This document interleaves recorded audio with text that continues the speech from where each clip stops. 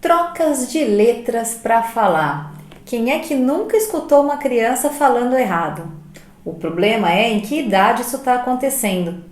Se você é pai, mãe, tio, tia, avô, avó, professora, fica ligada nesse vídeo até o final que eu vou te contar quais são os tipos de trocas e quando você deve procurar ajuda. Mas antes, se inscreve aqui no canal, deixa seu like e compartilhe com os amigos. Esse conteúdo pode ser importante para mais gente além de você.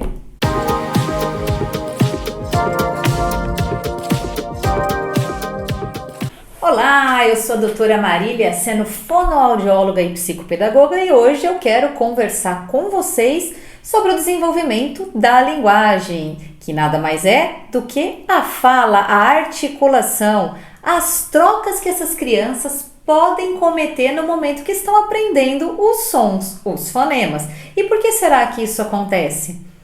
Com certeza você já viu alguma criança trocando letras para falar. Se você é pai ou mãe, com esse vídeo você vai ficar mais atento à fala do seu filho e entender quando é hora de procurar uma ajuda. Pessoal, as crianças começam a falar por volta de um aninho e meio, as primeiras palavrinhas. Papai, mamãe, tó, dá, quer, água, bola, au, au, miau, dodói, tetê, pepeta, né? E a gente precisa ficar de olho, porque por mais que seja engraçadinho, bonitinho, essa fala errada não pode ser estimulada. A gente precisa repetir sempre a forma correta, o jeito certo, para que a criança tenha um modelo. Senão, ela vai achar que o jeito que ela está articulando está certo e não vai mudar, né? Vamos lá então, que eu trouxe uma colinha para falar para vocês quais sons, quais fonemas são esperados em cada idade, pessoal. A gente tem diversas classes, categorias aí de fonemas e um motivo pelo qual as crianças aprendem primeiro algumas palavrinhas e depois outras. Por exemplo, gente, quando eu falo papai ou mamãe, eu estou fazendo fonemas que a gente chama de bilabial. São fonemas produzidos com os meus dois lábios, o superior e o inferior. P, B, M. Nós temos o P, o B e o M. Os sons desses fonemas, né, dessas letras, são produzidos com os meus dois lábios. Então a gente chama eles de anteriores, porque eles acontecem na parte da frente da minha boca, com os meus lábios. A criança acha muito fácil de imitar e de copiar isso. Por isso, eles falam papai e mamãe como uma das primeiras palavrinhas. Por volta dos 2 aninhos, a gente já espera que a criança emita vários sonzinhos com diferentes fonemas. O P, né, que é o P, o B, o M, o T e o D. Eu coloquei uma colinha aqui para eu não esquecer de nenhum, porque eu falo muito rápido e eu quero passar todos para vocês. O T e o D, gente, eu faço a minha articulação com a ponta da língua em cima, atrás do meu dente superior. T, D. Eles têm o mesmo ponto articulatório. Eu falo exatamente o mesmo movimento com os meus lábios quando eu vou falar T ou D, ok? Então, as crianças também conseguem imitar porque eles também acontecem na parte anterior. Por volta dos 2 aninhos, já espero que a criança fale sem trocar esses sonzinhos, ok? 3 anos, gente, elas já devem falar corretamente a maioria dos fonemas. Então, o som do F, do V, do S, do X, que é o CH ou o X, do Z, do J, que é o J ou o G, do K, de casa. Então, se você tem um filho que fala tasa e ele já tem 2 anos e meio, 3 aninhos, não espere para procurar ajuda, gente. É casa. O som do K é lá atrás, ó. Casa. Se ele fala tasa, ele está anteriorizando o som do K. E provavelmente ele também vai falar dalinha ao invés de galinha, porque a galinha e a casa são articulados lá atrás, do mesmo jeito. Se ele traz o som do K para frente, fazendo T, provavelmente ele vai trazer o som do G fazendo D. Então ele passa para frente, anterioriza esses sons. Já ouviram o totatóia, né? Que é muito comum, o som do Coca-Cola, a criança fala totatóia. Isso é uma anteriorização e a criança já deve falar corretamente com 3 aninhos. Vocês têm que ficar sempre de olho, pessoal. A fala, ela tem que progredir constantemente, frequentemente. Eu preciso de uma evolução. Essa criança tem que estar sempre aprendendo novas palavras e aumentando o seu vocabulário, assim como estruturando frases maiores, aprendendo a contar histórias, cada vez usando de uma forma mais funcional a linguagem como um todo, assim como melhorando a sua articulação. Aquelas palavrinhas que antes eram bonitinhas ali com 1 ano e meio, 2 aninhos, com 3 anos e meio, 4 anos, já passam a ficar feias e chamar a atenção dos coleguinhas na escola, que podem começar a tirar sarro, porque a criança vai falar aos 5 aninhos e meio, 6 anos, prato, e não consegue fazer o som do R. Aí ela fala pato, e aí ela já vira motivo das crianças ficarem rindo dela. E isso é muito ruim, ok? Então, gente, sempre que vocês perceberem que um som que já era para a criança estar falando, ela ainda não está, precisa procurar uma fonoaudióloga, pessoal, um fonoaudiólogo, tá? Porque isso já é um atraso. Então, ó, quando a criança fizer 4 anos, quais sonzinhos que ela ainda não aprendeu? Ó, ela vai começar a falar o porta, por exemplo, esse R do porta, o poste, que é o S no final da sílaba também. Anteriormente, ela vai falar pota. Então, o que vai acontecer? Ela vai engolir esse R. Ao invés de falar porta, ela vai falar pota. De repente, ela vai perceber que está faltando alguma coisa.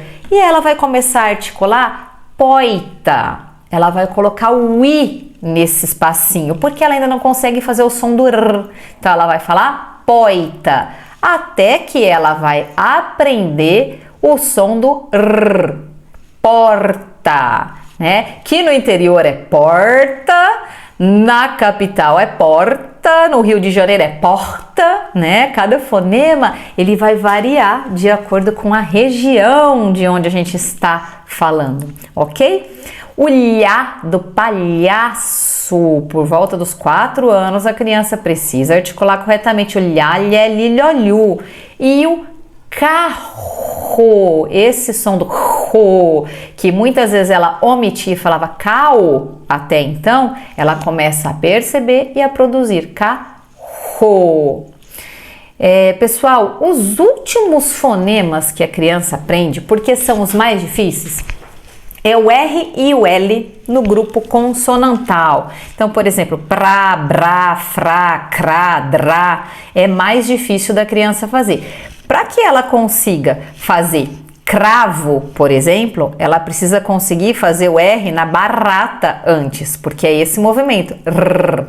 É mais fácil eu fazer ele na barrata do que eu falar brá, juntar uma consoante com o R, ok? Então, o L é a mesma coisa, flanela, flor, flamengo, ela precisa conseguir falar laranja para depois ela falar flamengo, porque é mais difícil.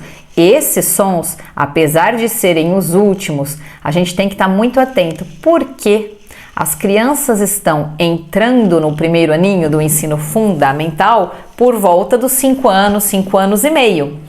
E se elas começam a se alfabetizar com uma troca na fala, uma dificuldade articulatória, ela pode transpor isso para a escrita.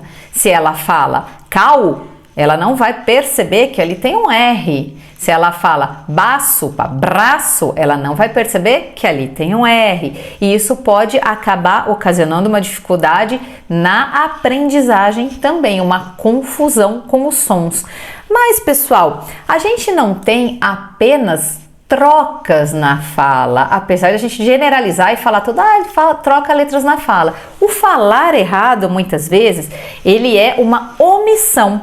Então, eu vou dar alguns exemplos para vocês. Como eu disse, ao invés de falar forte, a criança pode falar fote. A bicicleta, que é o L no grupo, aí ó, cleta, vira bicicleta, porque é muito difícil ela fazer o som do cleta antes dos 4 aninhos.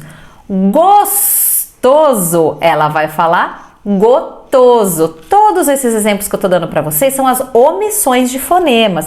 Morango, moango. Laranja, Muitas vezes ela ainda não sabe falar o L, ela vai falar aranja. Fraco, ela pode articular faco. A gente também tem uma situação diferente, que são os acréscimos. Muitas vezes a palavra é tão grande, tão complicada de falar, que a criança acaba acrescentando letras nela. Por exemplo, liquidificador, algumas crianças falam liquiditificador. Elas colocam o ti aí no meio, porque é tão comprida que elas se confundem. Mortadela, isso é muito cultural, né, gente? Tem muita gente que fala mortandela, colocando um som a mais aí. Açúcar, açúcar. Tem crianças que colocam um izinho aí onde não existe. Nós temos uma outra classificação, já falamos aí da omissão e do acréscimo. Agora a gente vai falar da transposição, que é quando eu troco uma letrinha de lugar. Então, por exemplo, iogurte, falar iogurte. Isso é uma transposição, eu mudo o lugar do R. Cadarço, cardaço. Edredom, edredom. Todas com R até agora, né? Pedra, preda. Isso a gente faz às vezes quando vai falar muito rápido, né? Acaba trocando. Caderneta, cardeneta. Então eu pego uma letrinha de um lugar e coloco ela em outro. Isso se chama transposição e pode acontecer também na escrita. Distorção. A distorção é quando eu não estou acrescentando, nem tirando, nem trocando nenhuma letra, mas eu falo de um jeito estranho. Parece que eu tô com uma batata dentro da boca. Por exemplo, será que amanhã vai chover? Eu não consigo articular corretamente, há um escape do ar entre meus dentes no lugar errado e na hora errada. Será que amanhã vai chover? Né? E acaba muitas vezes deixando a fala sem entender, incompreensível. Tá? E finalmente as substituições, que são as trocas, que tem mais exemplos aqui.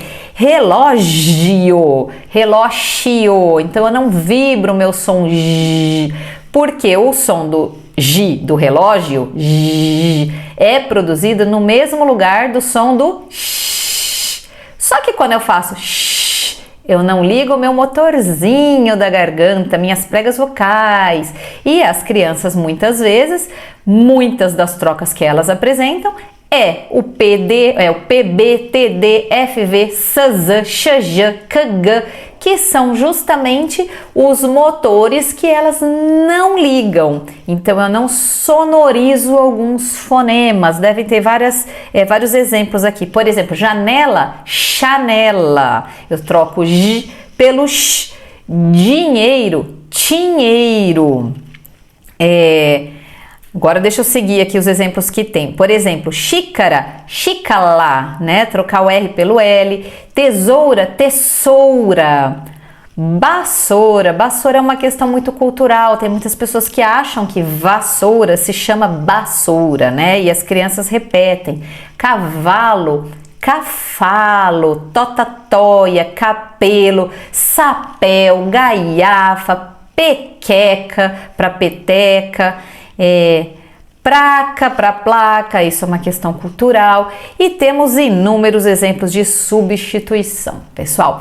Então, hoje vocês aprenderam com esse vídeo que não pode esperar para buscar ajuda se a criança está engolindo algum sonzinho, se ela está trocando, se ela está transpondo ou distorcendo. Vocês precisam procurar uma avaliação fonoaudiológica para saber se isso é esperado para a idade ou se já precisa de uma terapia para melhorar e não encontrar dificuldades no momento da alfabetização. Espero que vocês tenham gostado desse vídeo, curtam aqui, deixem o seu like e inscrevam-se nesse canal que pra gente é muito importante. Até a próxima!